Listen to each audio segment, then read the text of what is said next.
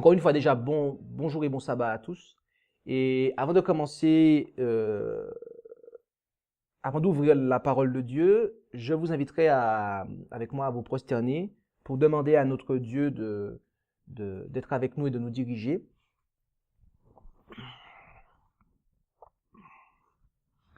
Notre Dieu, notre Père, nous venons à toi, devant ton trône de grâce, pour te demander de nous accorder ton esprit, car nous désirons entendre ta voix, nous désirons t'obéir, et pour cela, nous avons besoin d'instruction. Seigneur, que tu puisses parler à nos cœurs et que tu puisses diriger ce moment et que tu puisses faire entendre ta voix afin que nous puissions savoir, encore une fois, et nous puissions avoir une complète vision de ton royaume et notamment de comment rentrer dans ton royaume.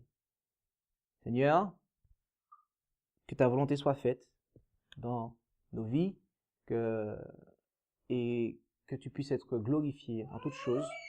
Nous te prions, au nom et par les mérites de Jésus et pour ta gloire. Amen.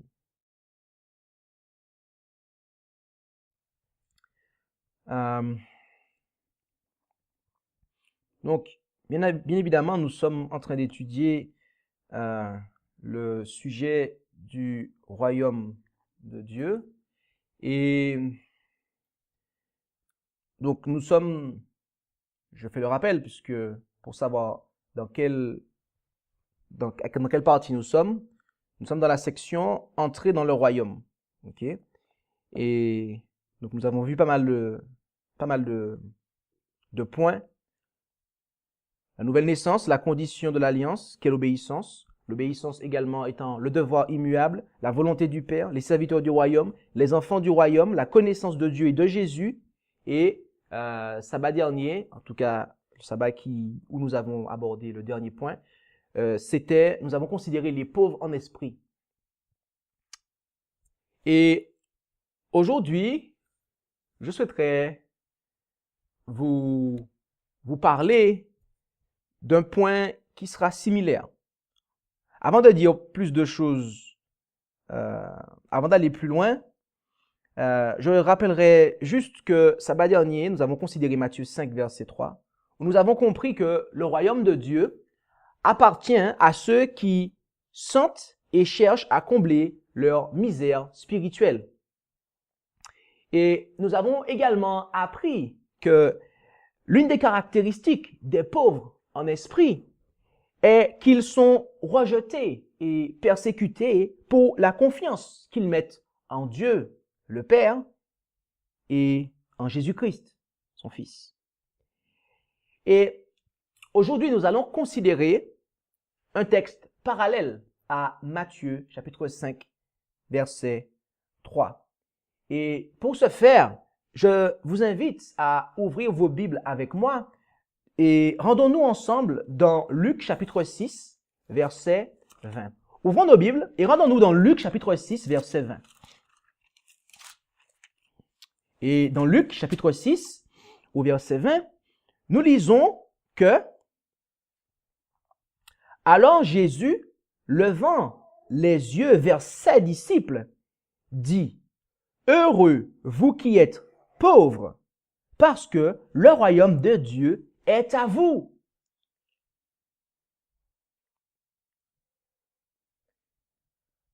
Comme pour Matthieu chapitre 5 verset 3, le mot pauvre qui est dans le verset que nous venons de lire est également traduit du grec ptokos, lequel a pour signification mendiant, indigent, pauvre. Et ce terme implique également le manque, donc cela implique le manque de richesse, d'influence et de position d'honneur ici. Mais à l'instar, ou du moins à l'inverse de Matthieu chapitre 5 verset 3, il n'est pas suivi du terme esprit. Jésus ne dit pas ici « heureux les pauvres en esprit », il dit « heureux les pauvres » et il s'arrête là. Heureux les pauvres, parce que le royaume des cieux, le royaume de Dieu est à vous. Heureux vous qui êtes pauvres, parce que le royaume de Dieu est à vous.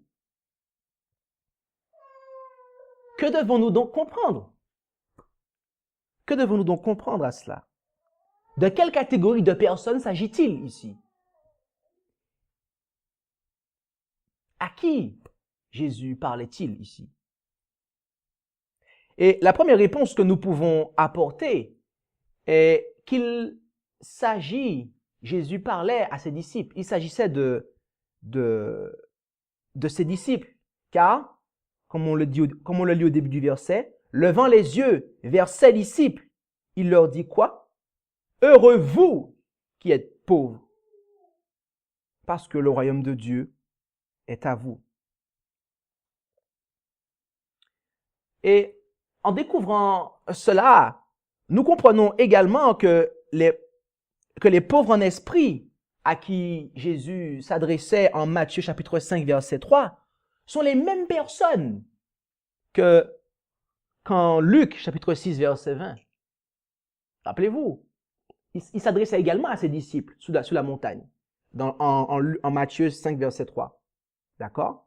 Et là, il en est de même. Donc, nous devons comprendre que ce texte-là est bien parallèle, en fait.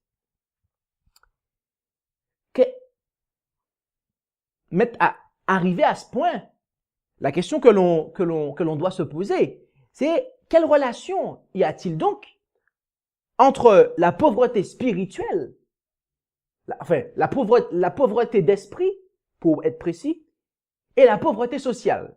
Parce que là, ici, en Matthieu 6, verset 20, on nous parle d'une pauvreté sociale. C'est clair. Donc la question est la suivante.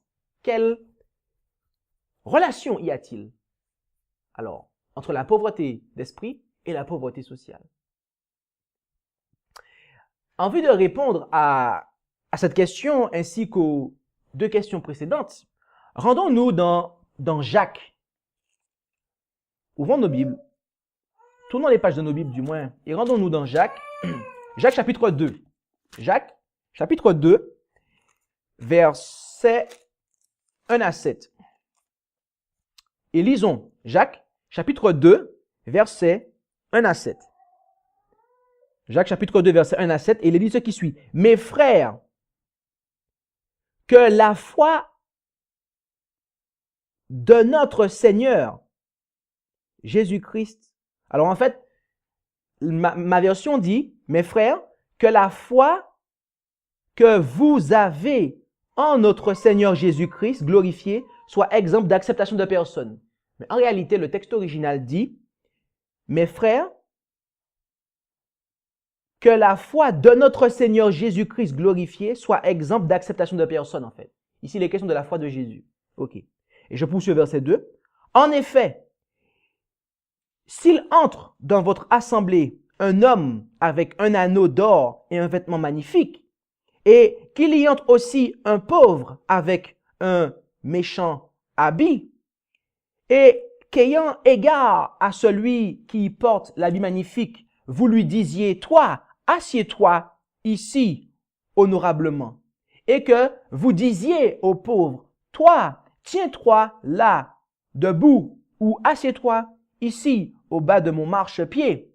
Ne faites-vous pas en vous-même des différences et n'êtes-vous pas devenus des juges qui avaient de mauvaises pensées?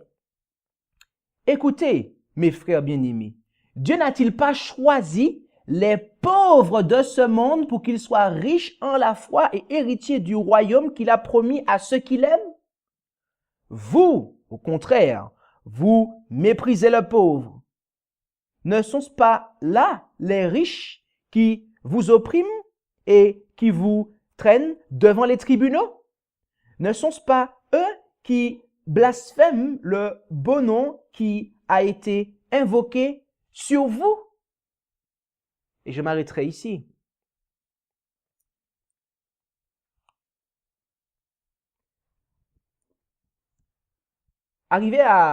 Après avoir lu ce texte-là, je pense que l'on peut se débarrasser du doute concernant l'identité des personnes dont Jésus parla en Luc chapitre 6, verset 20. Au verset 5 du second chapitre de Jacques, il est dit, Dieu n'a-t-il pas choisi les pauvres de ce monde pour qu'ils soient riches en la foi et héritiers du royaume qu'il a promis à ceux qui l'aiment? Mes amis, les personnes socialement pauvres que furent les premiers disciples de Jésus, les disciples qu'il a appelés, étaient ceux qu'il a choisis afin de porter la foi de Jésus. Il a choisi des pauvres afin de leur donner sa foi, puisque dans le verset 5, il est dit qu'ils soient riches en la foi. Ainsi, les apôtres, les disciples, parce qu'ils n'étaient pas tous apôtres, il n'y en avait que 12, mais ainsi, les disciples, pour englober ces personnes-là, ils étaient des pauvres riches. Je répète, ils étaient des pauvres riches.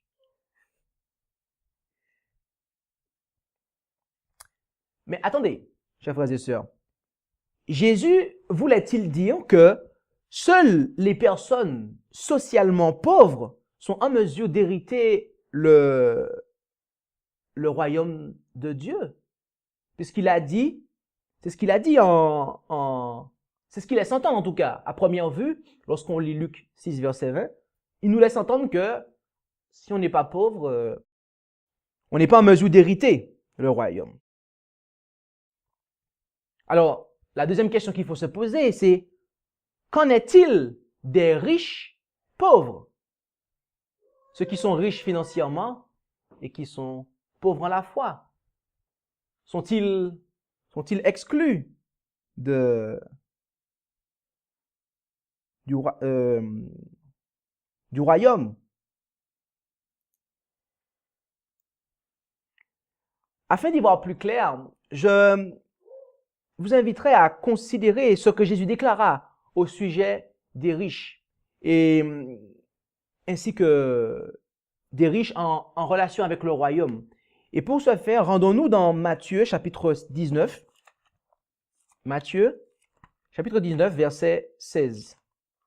Matthieu chapitre 19, verset 16. Et nous lirons jusqu'au verset 30.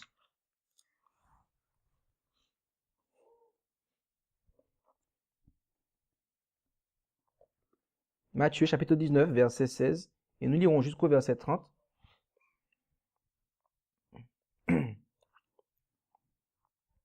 Matthieu chapitre 19, verset 16.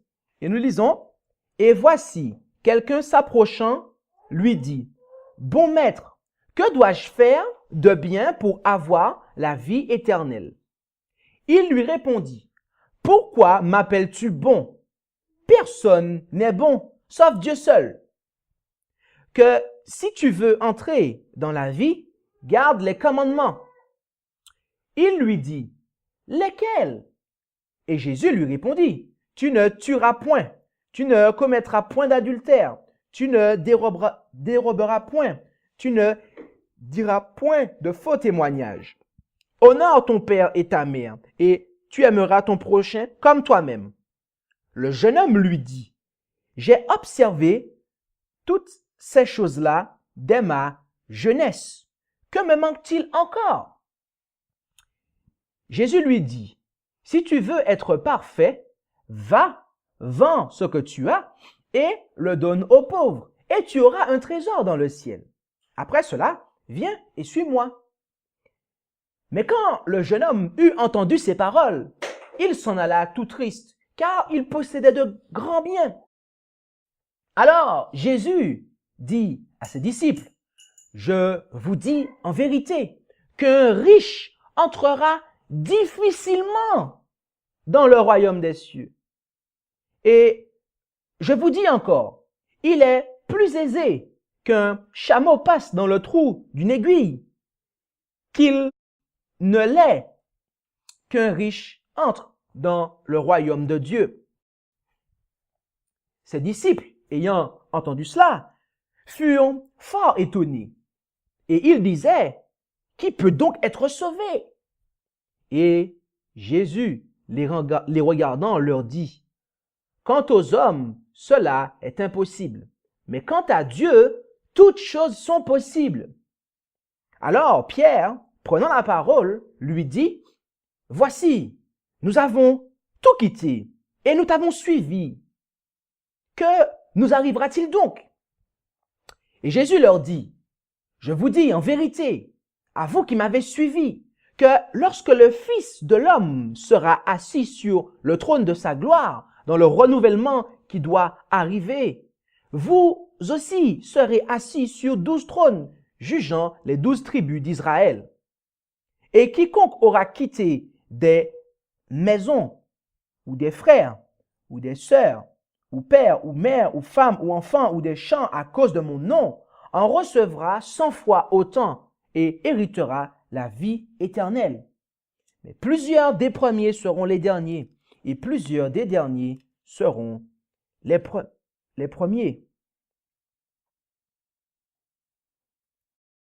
Remarquez que Jésus n'a pas dit « Je vous dis en vérité, un riche n'entrera jamais dans le royaume des cieux » au verset 23. Ce n'est pas ce qu'il a dit. Mais il déclara « Je vous dis en vérité qu'un riche entrera difficilement dans le royaume des cieux. » Il y a là une différence notoire, cher ami. Abraham et Job, pour ne citer qu'eux, étaient des hommes de Dieu riches, socialement parlant. Et nous savons qu'ils ont hérité du royaume des cieux. Alors, où se trouve le problème avec la richesse? Le texte que nous venons de lire, mes amis, je pense, est suffisamment explicite.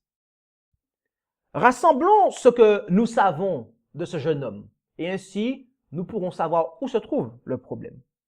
Le premier point que nous pouvons noter, c'est que ce jeune homme est venu voir Jésus pour savoir ce qu'il doit faire pour avoir la vie éternelle. Premier point. Le deuxième point, c'est qu'il prétend avoir observé 5 des 6 derniers commandements du Décalogue.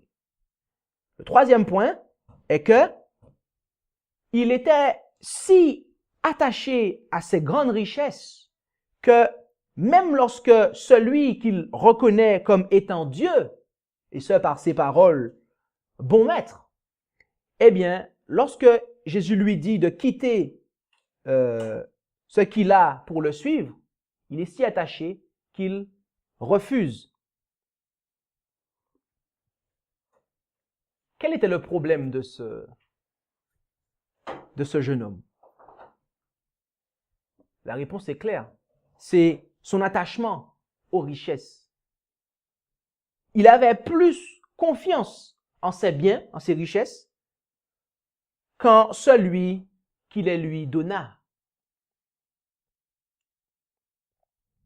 Et j'aimerais que nous considérions ensemble le commentaire inspiré que nous trouvons dans les paraboles de Jésus à la page 346, du paragraphe 1 au paragraphe 5. Et lisons ce qui suit.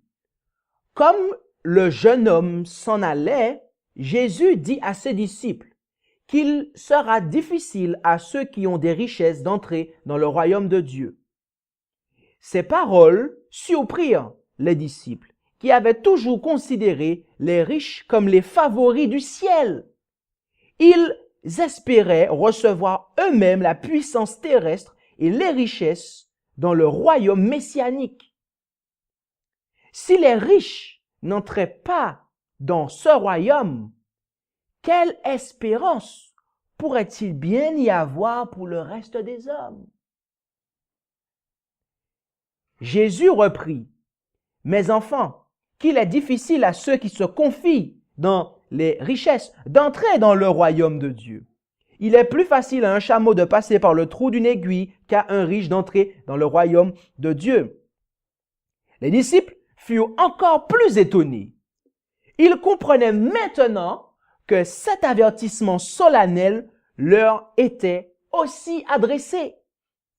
Les paroles du Sauveur avaient mis en évidence leur soif inavouée de richesse et de puissance. Saisis de crainte, en pensant à eux-mêmes, ils s'exclamèrent « Et qui peut être sauvé ?» Jésus les regarda et dit « Cela est impossible aux hommes, mais non à Dieu, car tout est possible à Dieu. » Un riche, en qualité de riche, ne peut hériter le royaume des cieux. Ses biens ne lui donnent aucun droit à l'héritage glorieux des saints. Ce n'est que par la grâce imméritée du Christ que l'homme entrera dans la cité de Dieu.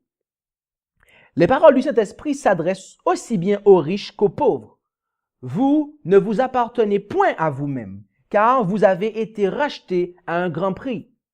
Lorsque les hommes sont convaincus de la véracité de ces affirmations, ils considèrent leur richesse comme un dépôt qu'ils doivent employer en se laissant guider par Dieu pour sauver ceux qui se perdent et secourir les pauvres et les malades. De nous-mêmes, nous ne pouvons le faire, car notre cœur est attaché aux biens terrestres. Celui qui est esclave de Mammon reste sourd aux cris de l'humanité en détresse. Mais toutes choses sont possibles à Dieu, et la contemplation de l'amour incomparable du Christ touchera et gagnera les cœurs égoïstes. Le riche dira, avec Saul le pharisien, « Ces choses qui étaient pour moi des gains, je les ai regardées comme une perte à cause de Christ.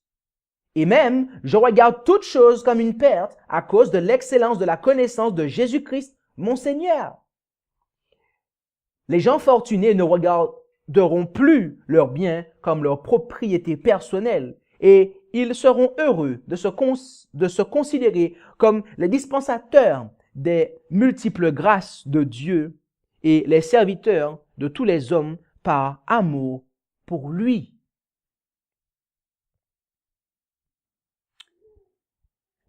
Ce que nous venons de lire, mes amis, est confirmé par l'enseignement que l'apôtre Paul donna à Timothée. Ce que nous venons de lire dans l'esprit de prophétie. L'apôtre Paul confirma cela à Timothée. Et considérons cet enseignement de Paul à Timothée dans 1 Timothée. Ouvrons nos Bibles à présent dans 1 Timothée, chapitre 6. Ouvrons nos Bibles pour voir cela. 1 Timothée, chapitre 6. Et lisons du verset 17 au verset 19. 1 Timothée, chapitre 6, du verset 17 au verset 19, où il est dit « Recommande aux riches du présent siècle de n'être point orgueilleux, de ne point mettre leur confiance dans l'incertitude des richesses, mais dans le Dieu vivant, qui nous donne toutes choses abondamment pour en jouir. De faire le bien, d'être riches en bonnes œuvres, promptes à donner, faisant part de leurs biens, s'amassant ainsi pour l'avenir un trésor placé sur un bon fond afin d'obtenir la vie éternelle. » L'apôtre Paul disait cela à Timothée parce qu'il y avait des riches croyants. Et là, il s'adressait à ceux qui étaient croyants et qui étaient socialement riches. Et le point est qu'ils ne devaient pas point être orgueilleux et de ne pas mettre leur confiance dans l'incertitude des richesses. Mais pourquoi l'apôtre Paul déclara-t-il cela? Pourquoi déclara-t-il cela? Reprenons la lecture à partir du verset 3 du même chapitre. Reprenons la lecture à partir du verset 3 du même chapitre. Si quelqu'un enseigne autrement et ne s'attache point aux salutaires paroles de notre Seigneur Jésus-Christ et à la doctrine qui est selon la piété, il est enflé d'orgueil Il ne sait rien, mais il a la maladie des contestations et des disputes de mots, d'où naissent l'envie, les querelles, les médisances, les mauvais soupçons et les vaines discussions des gens qui ont l'esprit corrompu, qui sont privés de la vérité et qui regardent la piété comme une source de gain. Sépare-toi de ces gens-là. Or, c'est un grand gain que la piété avec le contentement d'esprit, car nous n'avons rien apporté dans ce monde. Et il est évident que nous n'en pouvons rien emporter. Ainsi, pourvu que nous ayons la nourriture et le vêtement, cela nous suffira. Mais ceux qui veulent devenir riches tombent dans la tentation et le piège et dans beaucoup de désirs insensés et pernicieux qui plongent les hommes dans la ruine et la perdition. Car l'amour de l'argent est la racine de tous les maux. Et quelques-uns, en étant possédés, se sont détournés de la foi et se sont jetés eux-mêmes dans les plus grandes douleurs. Mais toi, homme de Dieu, fuis ces choses et recherche la justice, la piété, la foi, la charité, la patience, la douceur. Combat le bon combat de la foi. Saisis la vie éternelle à laquelle tu as été appelé et pour laquelle tu as fait une belle confession en présence de plusieurs témoins. Je te recommande devant Dieu qui donne la vie à toutes choses et qui devant Jésus-Christ qui fit une belle confession devant Ponce Pilate.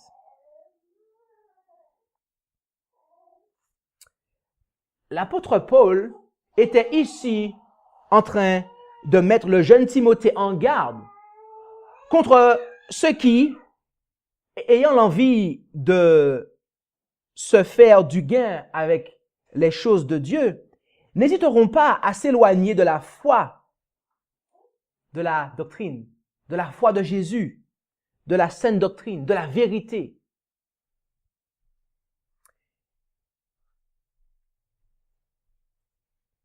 Un exemple de cela, c'est la chose suivante. Imaginez-vous que je soutiens une doctrine, bien que je ne sois pas d'accord avec. OK? Et je ne suis pas d'accord avec une doctrine, mais je la soutiens, notamment parce que celui qui l'a introduit me soutient financièrement. Voici un exemple de ce que l'apôtre Paul, un exemple de profil dont l'apôtre Paul était en train de parler dès le début du chapitre. Et après, il s'adresse aux riches du présent siècle qui le sont comme ça. Mais il a commencé par ceux qui ne le sont pas et qui veulent l'être. Voyez-vous? Qui est-ce que je vise ici? Je vise l'esprit dont l'inspiration mentionna plus loin, à la page 348, paragraphe 1 de Parabole de Jésus, où elle déclara, « Mais la question de Pierre, qu'en sera-t-il pour nous? Avait révélé un esprit qui, s'il n'était pas réformé, empêcherait les disciples de devenir les ambassadeurs du Christ. Car c'était là l'esprit d'un mercenaire. Quoique attirés par l'amour de Jésus, les disciples n'étaient pas encore exempts de tout pharisaïsme. Ils travaillaient avec l'idée que leur rétribution serait proportionnée à leurs efforts. Ils avaient tendance à se glorifier eux-mêmes et à se comparer les uns aux autres. L'un d'entre eux venait-il à commettre une faute quelconque, les autres se laissaient aller à des sentiments de supériorité, dit-elle. Mes amis, un ambassadeur du Christ ne peut pas être un mercenaire. Il ne peut être mercenaire, selon ce que nous avons lu. Et voyez-vous, personnellement, je souhaite continuer à soutenir tout ce qui est la vérité, mes amis, pour ma part.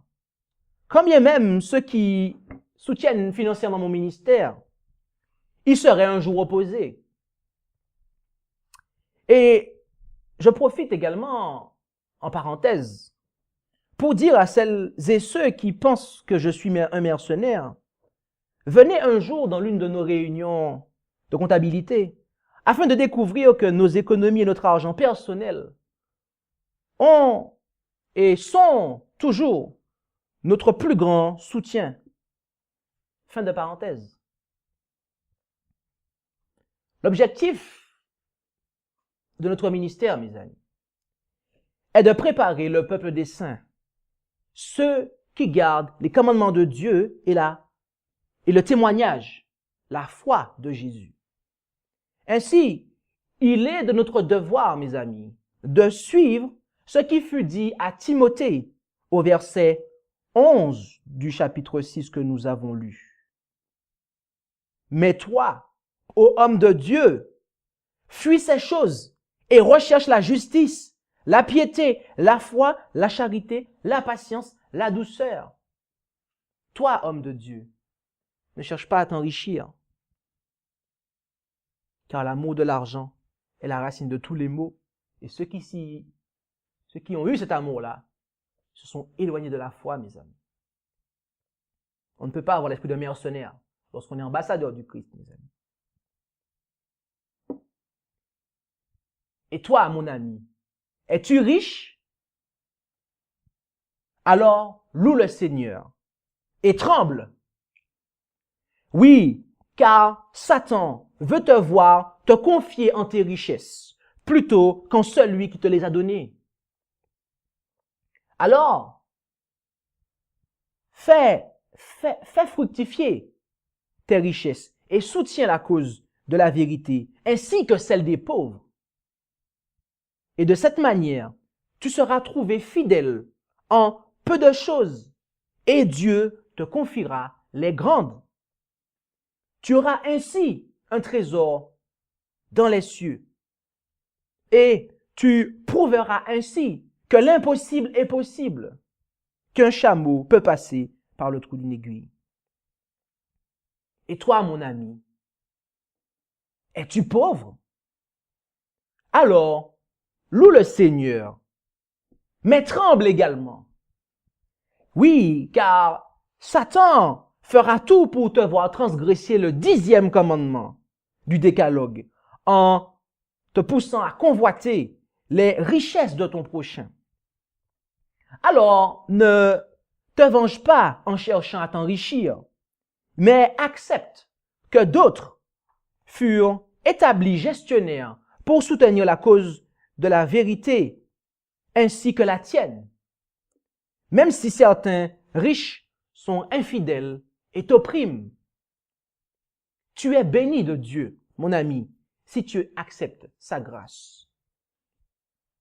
Cependant, si un jour Dieu te confie des richesses, alors tremble comme le riche.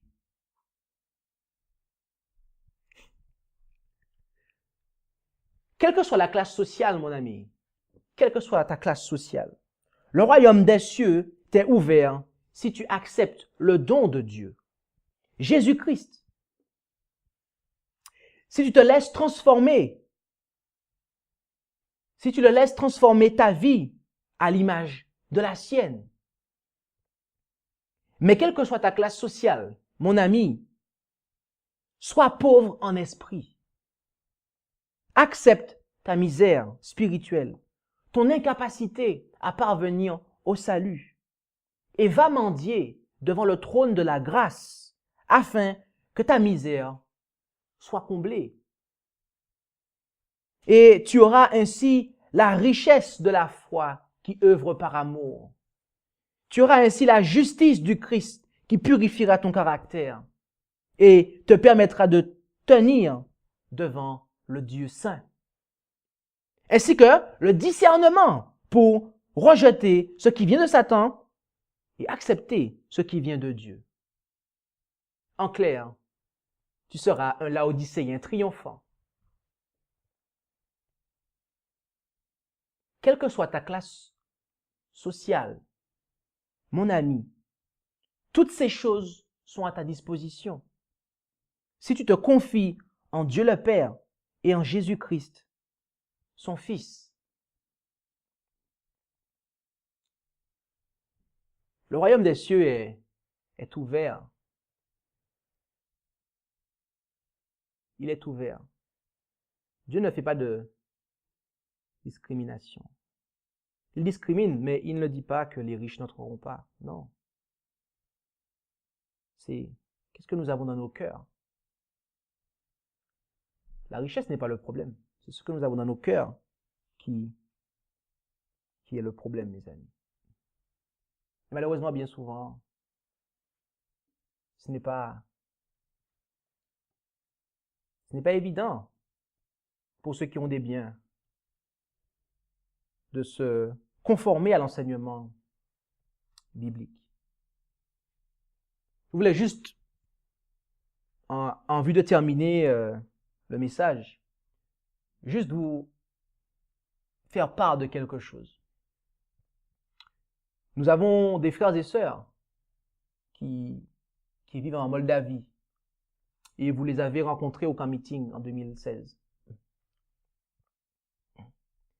Ces frères et sœurs-là, Sacha et son épouse Hira et leur petit-fils Vassili, vous savez combien, donc déjà là-bas c'est difficile, mais en fait en Europe de l'Est, la vie est différente de l'Europe de l'Ouest, voyez-vous, notamment en Moldavie, et puisque c'est des pays en voie de développement comme on dit.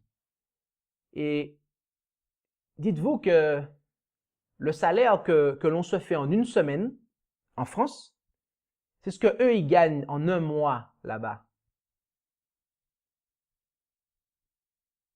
Voyez-vous? Ça dépasse pas, son salaire mensuel ne dépasse pas 150 euros. Et il travaille dans l'administration, le frère. Mais son salaire ne dépasse pas 150 euros.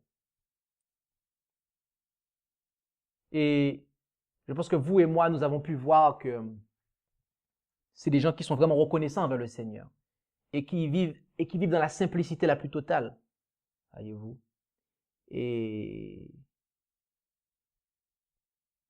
Et donc, je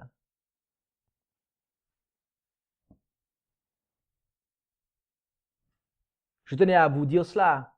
C'est pour vous, nous qui sommes en Europe, on a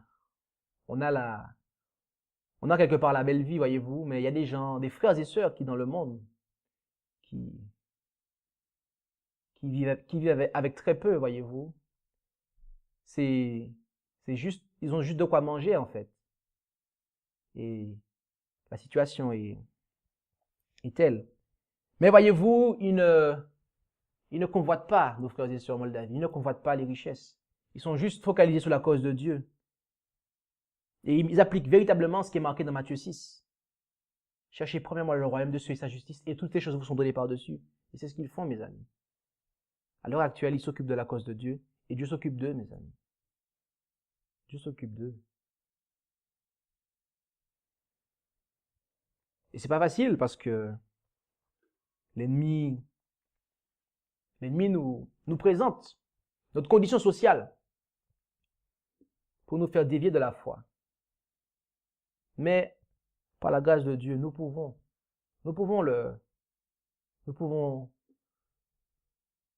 vivre avec ce que nous avons et accepter. Voyez-vous? Et en quelque part, nous qui vivons en Europe de l'Ouest, nous sommes des riches pour ceux qui vivent en Europe de l'Est. En quelque part. Voyez-vous? Nous avons fait et ils ont été touchés par les offrandes qui leur ont été offertes lors du comité. Et les offrandes qui ont été faites, puisque j'ai été l'intermédiaire, c'est des offrandes, c'est des petites offrandes. Mais pour eux, c'était quelque chose, mes amis. Et ils avaient limite les larmes aux yeux, mes amis, à chaque fois qu'on leur offrait quelque chose. Parce que chez eux, ça vaut beaucoup. Chez eux, ça vaut beaucoup, voyez-vous.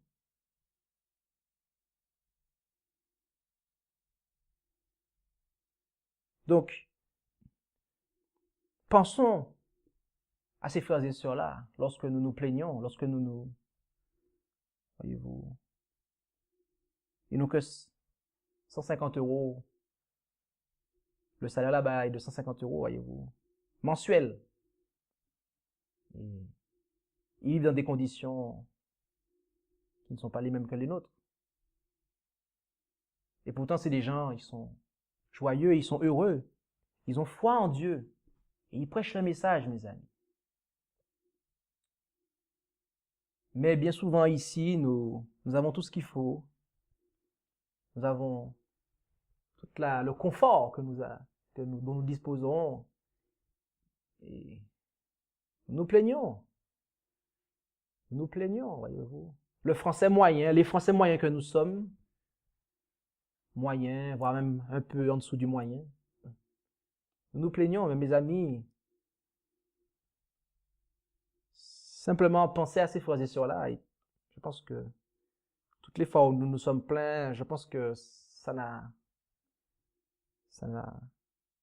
il n'y a rien à voir. Il n'y a rien à voir. Voilà, je tenais juste à partager ça avec vous, puisque le Seigneur appelle ses disciples et nous dit, heureux, vous qui êtes pauvres, car le royaume des cieux est à vous. Que nous puissions nous confier en Dieu et en Jésus. Et sa grâce nous suffit amplement. Amen. Je vous inviterai à prier avec moi pour que nous puissions terminer.